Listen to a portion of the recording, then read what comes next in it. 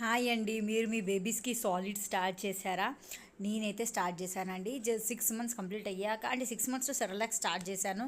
But నాకు బయటి food పెట్టడం ఇష్టం లేదు, సో ఇంట్లోనే స్టార్ట్ చేశాను. నేను ఏం చేశానంటే 2 గ్లాసెస్ రైస్కి 1 గ్లాస్ మూంగ్ దాల్ తీసుకున్నాను.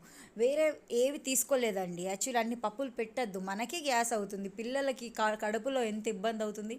సో అదంతా ఆలోచించి నేనైతే 2 గ్లాస్ రైస్ తీసుకున్నాను అండ్ 1 గ్లాస్ మూంగ్ దాల్ తీసుకొని చిన్న గ్లాస్లో తీసుకొని బాగా వాష్ చేసి ఒక హాఫ్ అన్ అవర్ నానబెట్టి తర్వాత ఎండబెట్టినాక బాగా ఏంపినాను, రోస్ట్ చేశాను. లైట్ బ్రౌన్ వచ్చినాక దాన్ని మిక్సీ పట్టేసి చూడండి, ఈ డబ్బా అయితే మీకు చూపెడుతున్నాను. సో ఇంత చేశానండి. సో ఇదే నేను వాటర్గా ఉప్మా లాగా చేసి, అంటే వాటర్ కుక్ చేసి మా బేబీకి పెడుతున్నాను 2 times a day.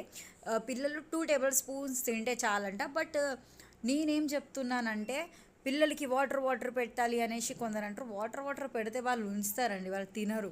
పెట్టచ్చు కొద్దిగా ఇట్లా, మరీ వాటర్ కాకుండా లైట్గా థిక్ కన్సిస్టెన్సీ కూడా పెట్టండి పిల్లలకి.